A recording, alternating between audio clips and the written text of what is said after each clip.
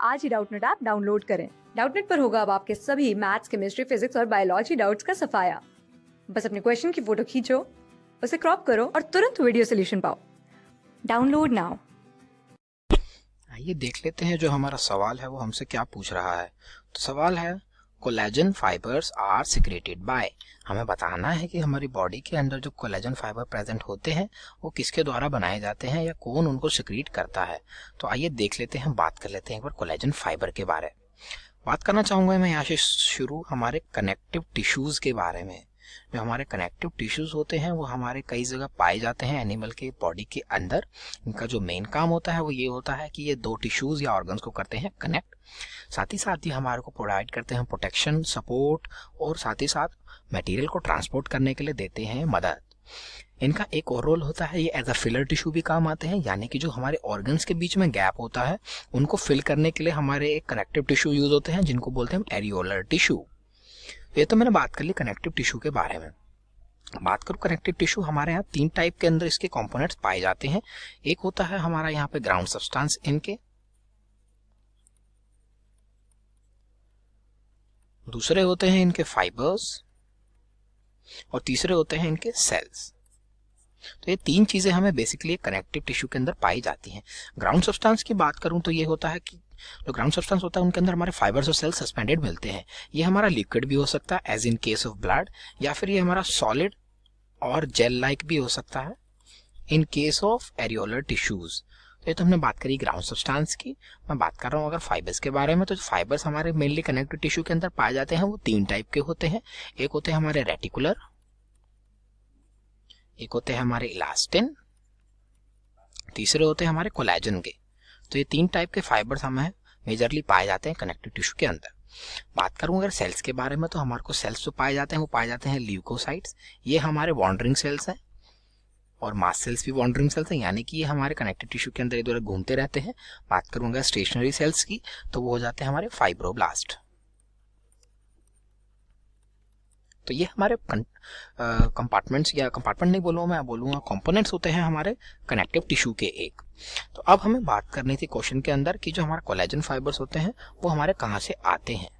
देख लेते हैं हमारे पास कौन कौन से ऑप्शंस अवेलेबल है। बात करना चाहूँगा ऑप्शन डी के बारे में सबसे पहले, जो कि होता है हमारे मैक्रोफाजिस। तो मैं बता दूं जो हमारे मैक्रोफाजिस होते हैं वो होते हैं हमारे इम्यून सेल्स और वो प्रोवाइड करते हैं हमारी बॉडी को इम्यूनिटी देने में। तो ये तो हमने बात करी मैक्रोफाज की। जो मैक्रोफाज होते हैं वो हमारे एक प्रोफेशनल फैगोसिटिक सेल होते हैं, यानी कि जो हमारे पैथोजेंस होते हैं, बैक्टीरिया, वायरस या कोई भी फॉरेन पार्टिकल होता है जो हमारी बॉडी को नुकसान पहुंचा सकता है, उसको मैक्रोफाज क्या करते हैं, एनगल्फ कर लेते हैं। एनगल्फ यानी कि उसको अपने अंदर ले लेते हैं। और जो मैक्रोफाजिस के अंदर लाइसोसोम होते हैं, उनका जो एंजाइम होता है, जो कि बोलते हैं उसे लाइसोसोमल एंजाइम, वो मदद करता है डिग्रेड करने में इन पैथोजेंस को, या फिर बैक्टीरिया को या फिर वायरस को। तो ये होता है मैक्रोफाज का काम, यानी कि हमारी बॉडी में से कोई भी फॉरेन पार्टिकल को बाहर निकालने का। तो ये होगा हमारे मैक्रोफाजिस का रोल। इनका कोई रोल नहीं होता कोलेजन फाइबर को बनाने में, इसलिए ये आंसर हो जाता है, सॉरी ऑप्शन हो जाता है गलत यहाँ पे। बात करना चाहूंगा ऑप्शन सी के बारे में, जो कि है मास्ट सेल्स। तो सेम वही बताना चाहूंगा, जो हमारे मास्ट सेल्स होते हैं वो कनेक्टिव टिश्यू के अंदर पाए जाते हैं। ये एक तरह के वॉन्डरिंग सेल्स होते हैं और ये हमारे इम्यून सेल्स होते हैं। तो ये प्रोवाइड करते हैं इम्यूनिटी हमारे सेल्स को। जो मास्ट सेल्स का मेन रोल रहता है वो रहता है हमारी एलर्जिक रिएक्शंस के अंदर, यानी कि जो हमारी एलर्जिक रिएक्शंस होती हैं उनके अंदर जो इन्फ्लेमेशन होती है वो हमारे मास्ट सेल्स के द्वारा ही की जाती है, क्योंकि जो हमारे मास्ट सेल्स हैं वो एक इन्फ्लामेटरी केमिकल रिलीज करते हैं जिसको हम टर्म करते हैं हिस्टामिन। तो जो हिस्टामिन है ये हमारा रिस्पॉन्सिबल होता है हमारी इन्फ्लेमेशन के लिए जो मास्ट सेल से निकलते हैं। तो ये तो हमने बात करी मास्ट सेल्स की। हमें पता है मास्ट सेल्स भी कोलेजन फाइबर को सिक्रीट करने में नहीं मदद करते, वो इम्यूनिटी प्रोवाइड करते हैं और हमारी बॉडी में से फॉरेन पार्टिकल्स को हटाते हैं। जैसे कि एलर्जिक रिएक्शंस के दौरान कोई भी एंटीजन आता है तो उसको हटाने का काम इन्हीं का ही होता है। तो जो हमारे मास्ट सेल्स हैं वो हो जाते हैं यहाँ पे गलत। बात करना चाहूंगा मैं ऑप्शन ए के बारे में सबसे पहले यहाँ पे, जो कि है हमारे हिस्टियोसाइट्स। बात करता हूँ हिस्टियोसाइट्स के बारे में, तो ये एक स्टेशनरी फैगोसिटिक सेल होते हैं, यानी कि ये भी इम्यून सेल है, प्रोवाइड करते हैं हमें इम्यूनिटी। बात करूँ अगर हिस्टियोसाइट और मैक्रोफाज के डिफरेंस के बीच में, तो जो मैक्रोफाजिस होते हैं उनके अंदर जो लाइसोसोम्स होते हैं वो ज्यादा होते हैं, इसलिए जो इनकी फैगोसिटिक कैपेसिटी होती है वो भी होती है ज्यादा। जबकि जो हमारे हिस्टियोसाइट्स होते हैं ये भी हमें टिश्यूज के अंदर ही पाए जाते हैं, लेकिन इनके अंदर जो लाइसोसोम्स का नंबर होता है वो होता है कम, इसलिए जो इनकी फैगोसिटिक की कैपेसिटी होती है वो भी हो जाती है कम मैक्रोफाजिस के कंपैरिजन में। अब हमने देखा कि जो हमारे हिस्टोसाइट्स हैं वो भी एक इम्यूनिटी प्रोवाइड कर रहे हैं, ना कि कोलेजन फाइबर बनाने में मदद करते हैं, तो ये ऑप्शन भी हो जाता है हमारा गलत। बात करना चाहूंगा यहाँ पे हमारे ऑप्शन बी के बारे में, जो कि फाइब्रोब्लास्ट। जैसे कि हमने देखा ही था, जो हमारे सेल्स होते हैं, स्टेशनरी सेल्स जो हमें कनेक्टिव टिश्यू के अंदर पाए जाते हैं, वो होते हैं फाइब्रोब्लास्ट। तो बता दूं, जो हमारे फाइब्रोब्लास्ट होते हैं वो रिस्पॉन्सिबल होते हैं हमारे ग्राउंड सब्सटेंस को बनाने के लिए, और साथ ही साथ ये बनाते हैं ट्रोपोकोलेजन। ये बनाते हैं ट्रोपोकोलेजन को, जो कि हमारा आगे जाके बनाता है कोलेजन को। यस, तो इनका जो मेन रोल रहता है वो यही रहता है, ग्राउंड सब्सटेंस और कोलेजन को बनाने का।